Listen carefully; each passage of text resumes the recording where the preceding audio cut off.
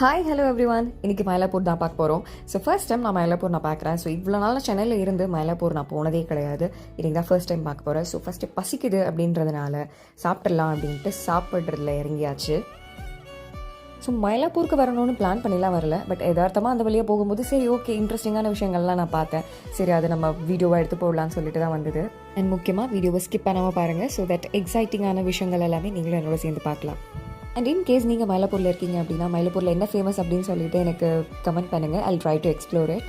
So நான் பார்த்த எக்ஸைட்டான விஷயமே என்னென்னா இந்த கடையை பார்த்து தான். பிகாஸ் என்னென்னா 90s கிட்ஸ் எல்லாருக்குமே தெரியும். எல்லாருமே இந்த மாதிரி சின்ன வயசில் நம்ம விளையாடிருப்போம். சொப்பு சாமான் வச்சு நிறைய குக்கிங் கேஜெட்ஸ் எல்லாம் விளையாடிருப்போம். ஆனால் நம்ம இருந்த டைமில் இவ்வளோ ஐட்டம்ஸ் இருந்துச்சான்னு எனக்கு தெரியல. பட் ஆனால் இப்போது சூப்பரான கலெக்ஷன்ஸ் எல்லாமே பயங்கரமாக வச்சுருந்தாங்க. அதோட ப்ரைஸஸுமே ரொம்பவே அஃபோர்டபுளான ரேஞ்சில் தான் இருந்தது. ஸோ இன்கேஸ் உங்கள் கிட்ஸுக்கு நீங்கள் வாங்கி கொடுக்கணும்னு நினச்சிங்கன்னா பெஸ்ட்டான ஸ்பாட்டுன்னு சொல்லுவேன்.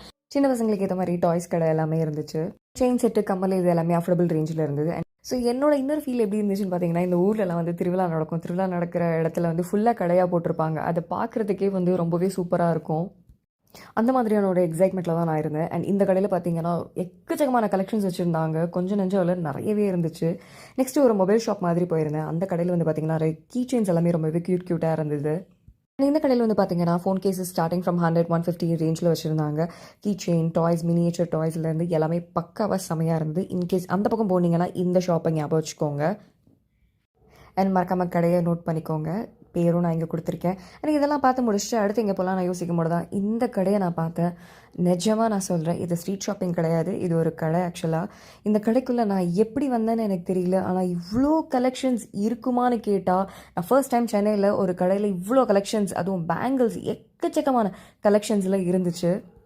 டி நகர், பாண்டி பஜார், சவுகாப்பேட்டுன்னு இப்படி எங்கேயுமே பார்க்க முடியாத ஒரு கலெக்ஷன்ஸ் இந்த கடையில் ஒத்துட்டு மொத்தமாக கொடுத்துருந்தாங்க.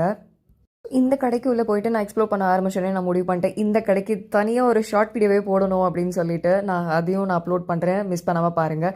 பேக் கலெக்ஷன்ஸுமே இருந்தது, ரொம்பவே சூப்பராக இருந்தது.